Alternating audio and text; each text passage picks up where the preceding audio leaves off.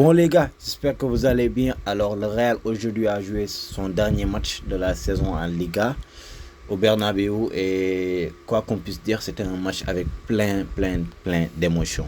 Je vais pas parler du jeu parce que le jeu c'était pas intéressant du tout et on n'en avait rien à faire quand même du jeu parce on avait déjà fait notre année blanche, on était déjà blanc comme nos maillots, tu vois. Mais quand même, l'émotion de ce match-là, c'était quelque chose. C'était quelque chose, les gars. D'abord, Lucas Vasquez qui va s'en aller. Et Lucas Vasquez, les gars, quoi qu'on puisse dire, il a été nul cette saison. Oui, il a été nul, il a été naze. Mais c'était un soldat. Lucas Vasquez, c'était un soldat. On peut dire que maintenant, le nouveau soldat de l'équipe, c'est Fede Valverde, tu vois. En fait, moi, je vois le terme soldat comme quelqu'un qui peut, tu vois, dépanner à d'autres postes qui ne sont pas forcément son poste de base. Alors moi, pour moi, le soldat, c'est ça. Là, on a vu Lucas Vasquez, les gars, il est là depuis, je sais pas, 2015, 2016. 2016, et je m'en souviendrai toujours, les gars, quand il prenait, tu vois, le tir au but, le premier tir au but en finale de Ligue des Champions. Lucas Vasquez, c'était un jeune qui débarquait pour sa première année. Il est rentré en cours de match lors de la finale de Ligue des Champions. Et Lucas Vasquez, en ce moment, c'était un ailier droit. Il jouait là où Rodrigo joue en ce moment. Jouer là où Lamine Yamal joue en ce moment. Donc Lucas Vasquez à la base c'était un attaquant, c'était un ailier droit. Et ce jour-là, j'oublie pas. C'est ce jour, depuis ce jour, c'est la première fois où il m'a marqué, il m'a choqué le gosse. Il a pris le ballon, le premier tir au but d'une finale de Ligue des Champions dans un match qui était tendu, difficile face aux Colchoneros de l'Atlético Madrid. Le gars te prend le ballon et il joue avec le ballon sur son doigt comme ça. Il faisait tourner le ballon sur son doigt. Comme ça, sans pression pour un gamin, pour un jeune qui vient de débarquer, pour sa première finale de Ligue des Champions. Et je sais même pas, est-ce que c'était même pas son premier tir au but je sais pas, mais ce moment-là, c'était la première fois qu'il vivait ce moment. Une finale de Ligue des Champions, tir au but, premier penalty, attiré, il prend ses cojones. Vraiment, en ce moment-là, il a pris ses cojones. Il a pris ses balles, ses boules, comment on le dit, les Anglais. Je sais pas, mais il était... Wesh, c'était incroyable. Ça, il m'a choqué. Depuis lors, il m'a choqué. Et depuis lors, j'étais admiratrice, je sais pas. Oh, putain, c'est admiratrice quand même. C'est pour les filles. Moi, je suis pas une fille. Pour les féminins. Donc, je voulais dire admirateur de ce jour. J'étais admirateur de ce jour-là, Lucas Vasquez. Depuis lors, son audace, poser un penalty face au gardien, Yann Oblak, contre-pied parfait, calme, tranquillo, comme dit le papa Florentino Pérez, tranquillo. Tellement, et depuis lors, Lucas Vasquez, il a joué à toutes les postes. Il a joué en attaquant, ailier droit, milieu de terrain. Et depuis, ça fait maintenant quelques années que Lucas Vasquez est devenu latéral droit. Et les gars, on crie sur lui, on chie sur lui, on lui dit du mal, on lui dit de la merde et tout. Mais quand même, il faut se rappeler que c'est pas son poste préférentiel. Il n'est pas latéral, Lucas Vasquez. C'est plutôt un joueur à profil offensif que à profil défensif. Et durant ces années, il a géré le côté du latéral droit quand même avec du courage, avec de la détermination. Il assurait grave, les gars. On va s'en rappeler les dernières années qu'il a joué. Il était décisif sur ce côté, Lucas Vasquez, parce que déjà il avait cette qualité offensive et tout. Mais défensivement, il était bien. Je dirais pas moyen, mais il était bien. Bon, l'année dernière, il a été nul, même pas moyen, mais voilà quoi, Lucas Vasquez, il a géré ces dernières années. Il a géré et il a été calme. Et c'est un joueur qui, de par sa nature, sa personnalité, c'est pas un joueur qui va créer des dramas au niveau du club. C'est pas un joueur qui attire le buzz sur lui, la lumière sur lui. Non, lui, il est dans son coin, il fait son travail et calme, tranquille, voilà. Et ça, c'est une personnalité qui me plaît chez lui, quand même. Donc, Lucas Vasquez qui part, on lui souhaite tout le meilleur pour le jour et tout. Et quand même, on lui remercie énormément pour tout ce qu'il a fait pour le club et tout. Et il était l'un des capitaines et franchement, il a joué son rôle de capitaine comme il fallait quand même. Lucas Vasquez, il a du mérite, il a du mérite. On devait quand même lui faire des hommages aussi. C'était pas juste Modric et Ancelotti, mais lui aussi, il méritait des hommages, des applaudissements, une ovation du Bernabeu et tout, parce qu'il a donné tout pour ce maillot quand même. Il a donné tout pour ce maillot. Après, on a qui? On a... Mais je vais réserver le vieux. Non, je dirais même pas le vieux, mais le vieux dans l'équipe, dans l'effectif, pour la fin de la vidéo. Mais d'abord, je vais parler de Carlo Ancelotti, les gars. Carlo Ancelotti, quoi qu'on puisse dire, c'est le papa. Il faut du respect. On peut pas lui manquer de respect. C'est le respect. On peut crier, on peut s'énerver contre lui, mais Carlo, on ne peut pas s'énerver contre lui. Carlo, c'est un exemple. Il est passé partout. Il a vu tout. Une longévité pareille de Carlo Ancelotti, à la Carlo Ancelotti. En termes de football, je vois ça qu'avec Cristiano Ronaldo, je peux dire. Et Carlo, les personnalités sont différentes avec Cristiano Ronaldo parce que Carlo, il est plus du genre calme, humble, aimable. Alors que Cristiano, c'est mon joueur préféré, je vous le dis. Mais lui, il attire la lumière sur lui. Lui, il est déterminé, il se montre, il est toujours, tu vois, dans l'optique que je suis le meilleur. Et moi-même, je crois que il est le meilleur et tout. Mais Carlo Ancelotti, lui, c'est déjà, d'abord, c'est une bonne personne.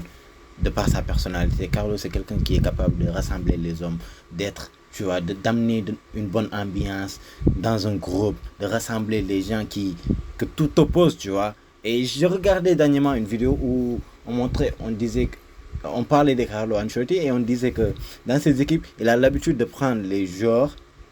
D'abord, il existe d'abord d'avoir une cantine, je sais pas, un restaurant pour que les joueurs et tout le staff de l'équipe mangent ensemble après les séances d'entraînement, je sais pas quoi, après et les rassemblements et tout. Et durant ces repas, il y avait des places et chaque jour, en fait, il mélangeait les jours, les groupes et tout. Il n'y a pas de groupe. Parfois, dans un club, tu peux aller, tu peux y aller, tu peux voir des groupes de Brésiliens, des Français, des Anglais et tout. Et lui, il n'y avait pas ça du tout. Il choisissait les jours, il disait les jours, vas-y, toi tu te mets ici, toi tu te mets ici, toi tu te mets ici. Et ça changeait à chaque fois, à chaque repas, il changeait encore les positions, ils vont changer de place et tout. Et de ce fait, tu vois, les jours vont se rapprocher parce que tu vas te mettre avec celui-là durant ce repas. Et pour un autre repas, tu vas te mettre avec quelqu'un d'autre. Tu vas être à côté de quelqu'un d'autre. Donc, ça crée un rapprochement entre tous les joueurs de l'équipe. Et ça crée une cohésion d'équipe. Et une cohésion d'équipe, on l'a vu maintes fois avec les équipes de Carlo Ancelotti. Regardez juste cette équipe de 2022 et 2024, les gars. 2022, 2023, 2024, durant ces 3 dernières années, l'équipe a été tellement cohérente. Il y avait tellement une cohésion dans cette équipe. On voyait clairement que c'était une famille. Tu voyais personne faire la gueule à quelqu'un. Tu voyais jamais de clash, de crise d'ego. Il n'y avait pas ça. Ils étaient cohérents. Ils étaient soudés entre eux. Et ça, c'est une qualité énorme pour Carlo Ancelotti. De par la qualité primordiale qu'il est, qualité formidable qu'il a aussi, et la qualité que tout le monde le connaît, c'est d'être un grand entraîneur, un des meilleurs entraîneurs de l'histoire, un des entraîneurs les plus titrés. Et l'unique coach qui a réussi l'exploit extraordinaire de remporter le championnat parmi dans les 5 grands championnats qu'il a eu à passer, qu'il a eu à entraîner des clubs. Et ça, c'est énorme, ça, c'est formidable. Et oui, pour ça, juste, ça mérite du respect. Ça mérite du respect. Avec Carlo Ancelotti, l'équipe, elle est calme. Il y a du contrôle sur le vestiaire et tout. Et ça, bref, moi, je sais même pas quoi dire avec Carlo Ancelotti, tellement que je respecte cette personne et tout. Et là, je lui souhaite que le meilleur, tu vois, que le meilleur. Mais Carlo Ancelotti, c'est une légende du football. Je dirais même pas du Real Madrid, c'est une légende du football. Et ça m'a tellement ému de le voir aujourd'hui. Il est toujours calme, Carlo. Il est toujours calme. C'est pour ça qu'on ne peut pas le manquer de respect. Carlo ne manque jamais de respect à personne. Il est toujours calme, il est toujours serein. Qu'importe ce qui se passe, si tout s'écroule, qu'importe, il y a tout ce qui ne va, rien ne va pas au club et tout, lui, il est toujours chill. Il dégage de la sérénité. Merci pour tout, Carlo. Et là, on va parler de qui? De Luka Modric, les gars. Dumbledore. Je vais vous dire, là, je vais être à contre-tendance. Je ne suis pas d'accord du départ de Luka Modric, les gars.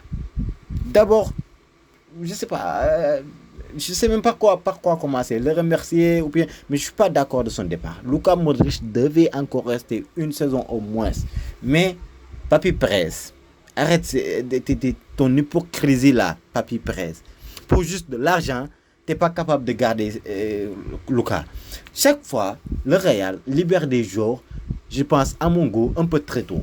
Ça nous est arrivé avec Sergio Ramos. Ça nous est arrivé juste l'année dernière. Nacho Rosselu, mais pourquoi il part, bordel? Rosselu, il te sort une saison de malade en étant un remplaçant. Tu le vends. Pourquoi? Nacho, pourquoi? Nacho, mais il n'est pas vieux. On a vu Pepe jouer jusqu'à 40 ans. Pourquoi? Luka Modric, il était même prêt à baisser son salaire pour rester. Et Luka Modric, les gars, c'est l'un des joueurs qui fournit encore jusqu'à son âge aujourd'hui, plus d'efforts sur le terrain. Il fait partie des joueurs qui fournissent plus d'efforts sur le terrain. Il te court toujours, il défend toujours, il presse toujours. C'est que certains des boys de 20 ans, 25 ans qui ne font pas en ce moment, je dirais. Et même si c'est pas ça, les gars, on est dans une équipe. Rappelons-nous, on a des jeunes, des stars avec des égos énormissimes. Mais il nous faut des cadres de l'équipe, des expérimentés pour gérer, pour aider l'entraîneur à gérer le vestiaire, les gars. Rappelez-vous, en 2022, il y a un moment, voilà, c'était le match retour face à City, je pense et tout. Le Real égalise et remène 2-1 en 2 minutes, c'est tout, avec 2 buts de Rodrigo. Et là, on voit une image avec qui? Avec Kroos, Modric et Marcelo autour de Carlo Ancelotti en train de discuter de certains trucs sur le match et tout. Et ça m'a frappé. Ça m'a choqué. Ça te montre qu'il y a des gens. Marcelo ne jouait pas, mais tu vois, il pesait sur le vestiaire. Il avait son expérience. Ça aide le coach à gérer le vestiaire.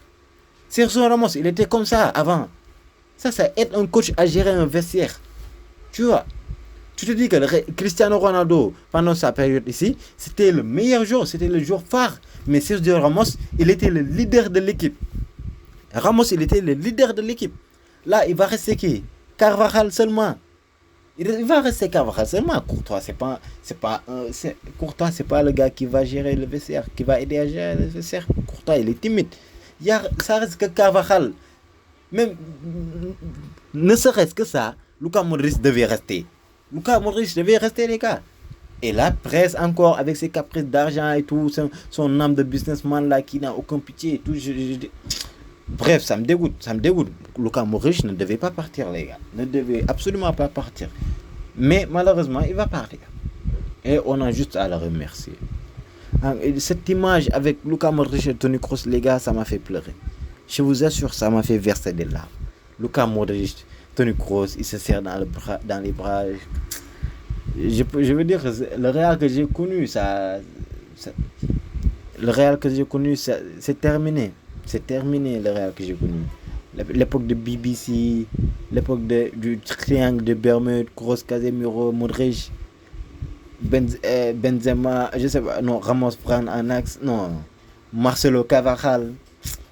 Cette époque, elle est terminée, les gars. Elle est terminée. Et Luka Modric, un joueur formidable. Un joueur que